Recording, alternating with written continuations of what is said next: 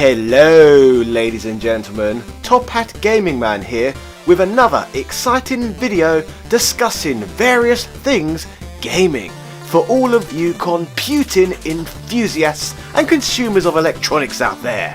Today, much like my recent video on the Sega 32X before it, I shall be covering another gaming platform which has become somewhat overlooked.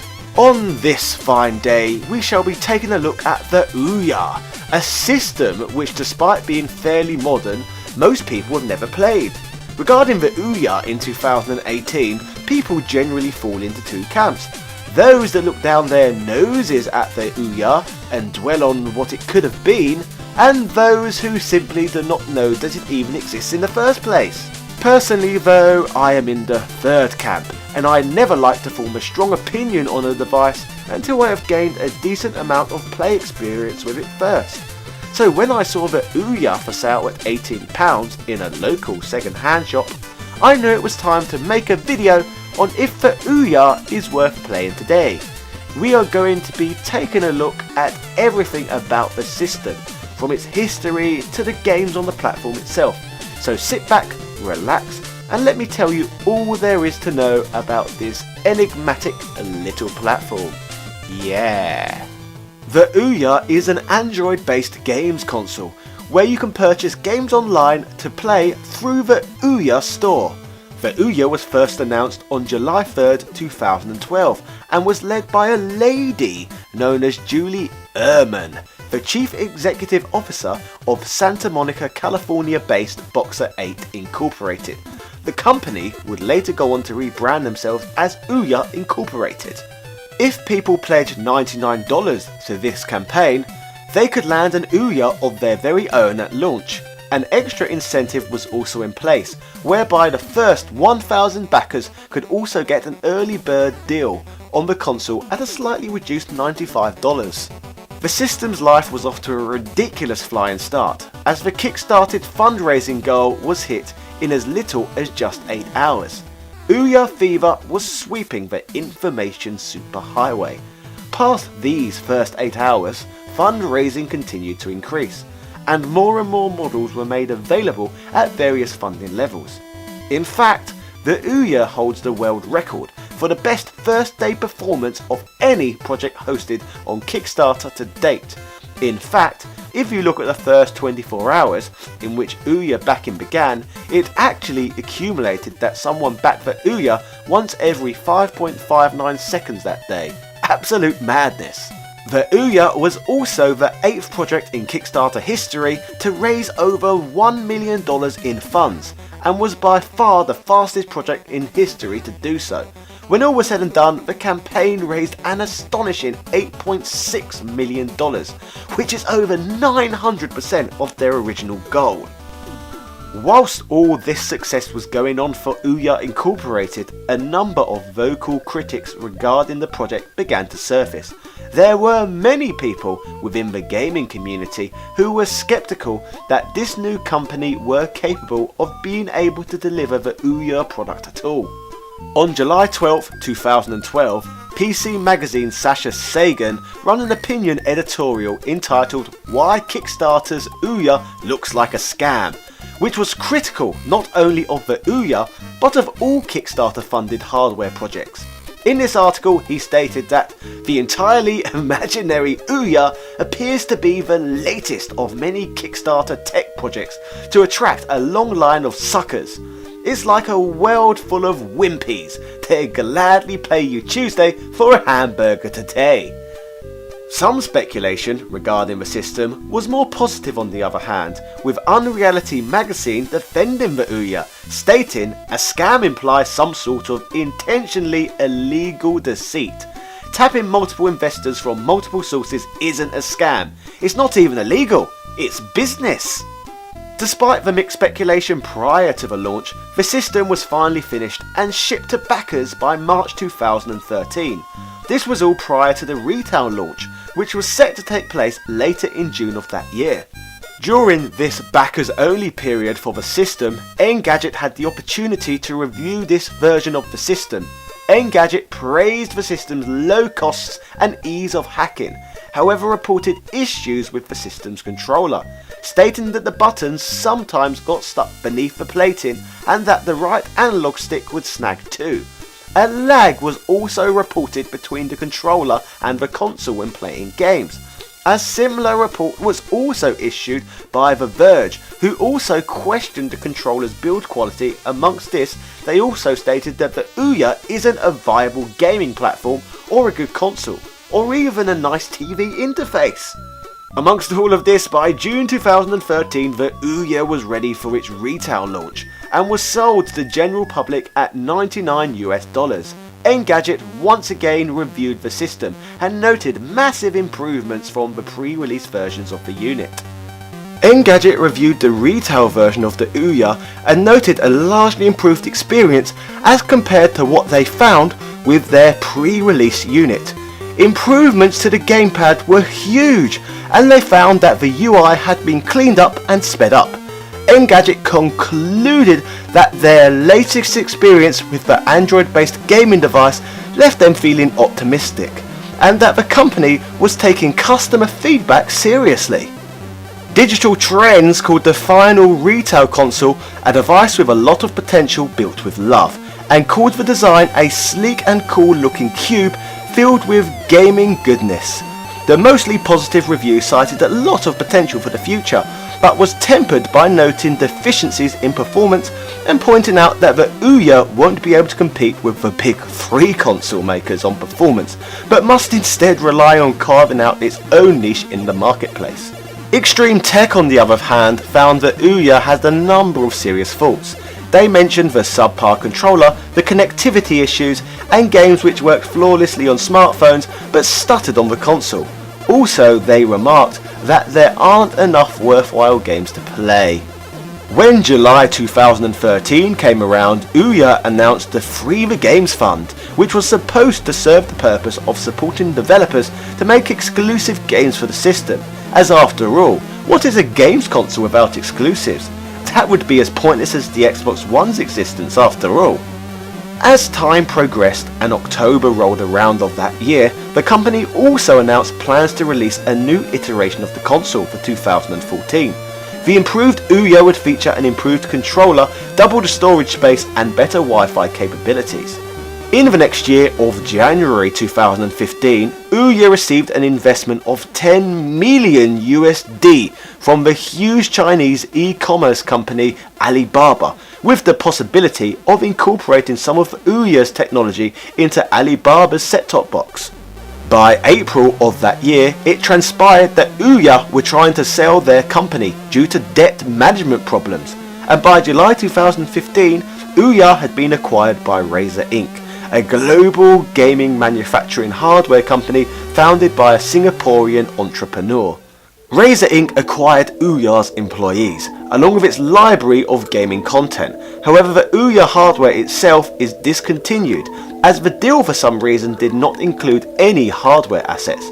The plan was, or still is, to merge the Ouya's content library into the Forge ecosystem. The plan for the Ouya brand name was for it to live on as a standalone gaming publisher for Android TV and Android-based TV consoles. The technical team and developer relations personnel behind Ouya joined the software team of Razer, which developed its own game platform called the Forge TV, another Android-based games console, which I guess we could consider the spiritual sequel to the Ouya maybe. The Forge TV 2 was discontinued though by the time 2016 rolled around. Maybe I'll look at that system one day on here too. So ladies and gentlemen, that was the short history of the Ouya's game console's life cycle and the platform's eventual demise. However, this is just part of the video, and just because a system didn't last long doesn't necessarily mean it's not worth a second look today. So let's now take a quick look at the system itself and the controller. The Ouya, I suppose, is a rather peculiar shaped device. Initially looking at it, looks best positioned like this.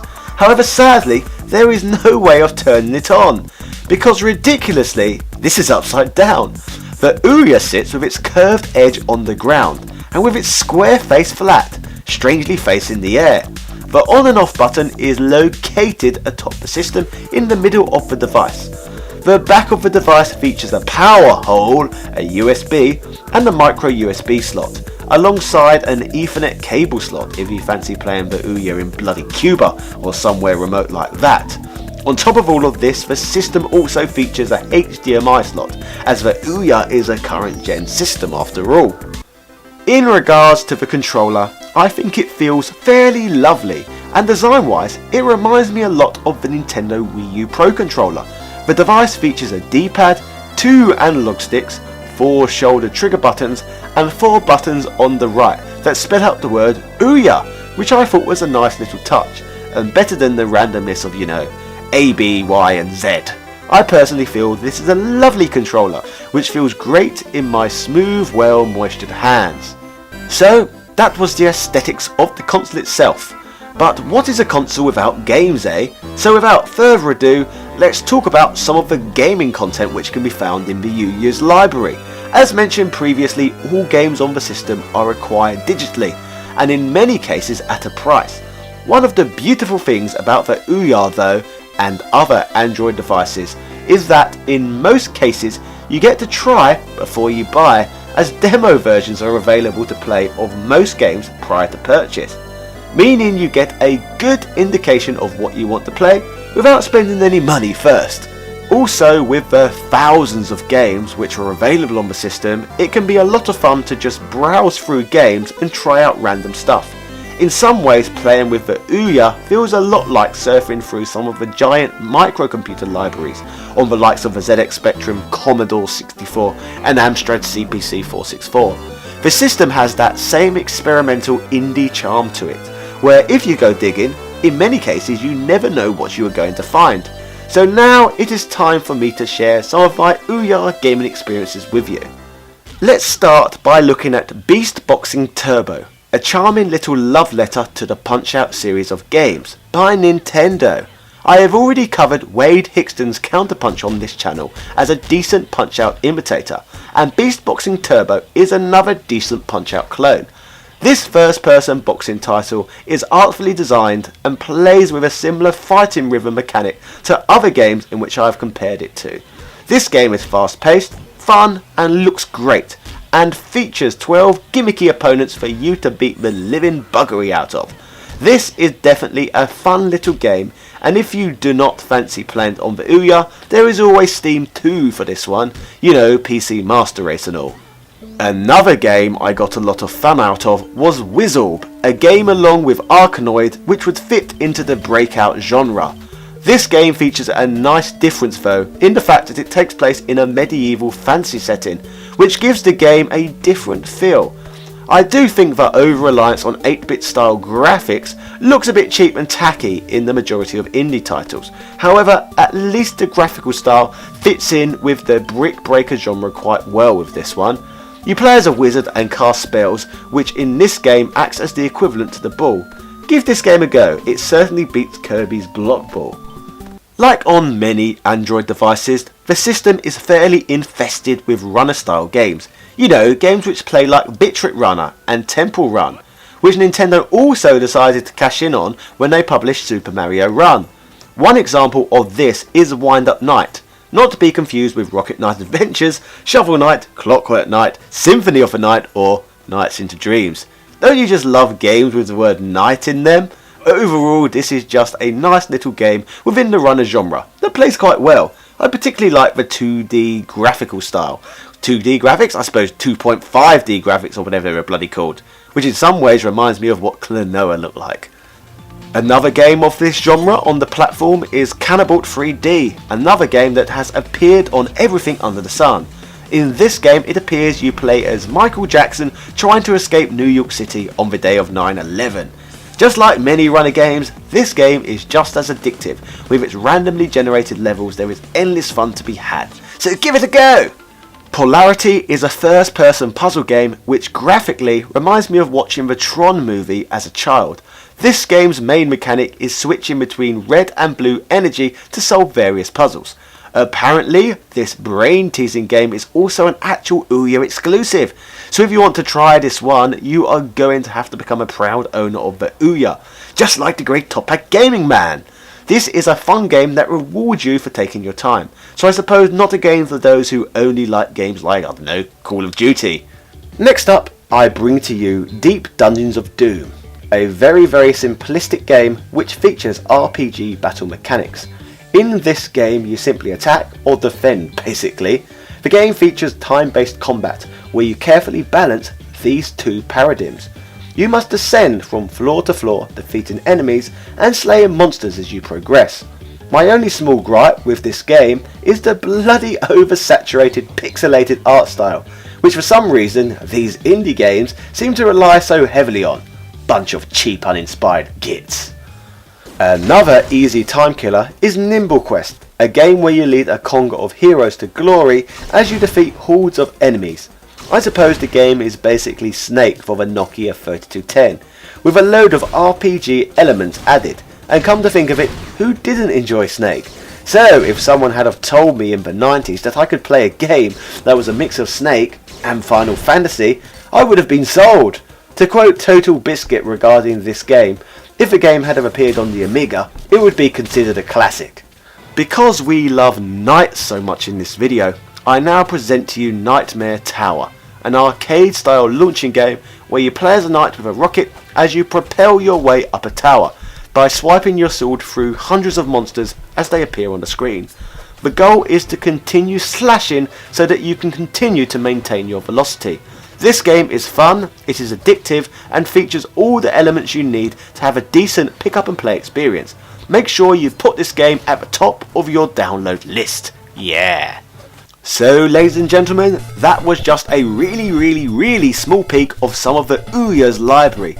And even from this tiny sample of games, it is clear as day to me that there is a lot of fun to be had with this console. Depending on how many people watch and appreciate this video, I may conduct an even more in-depth video analysing the games for this system one day in the future.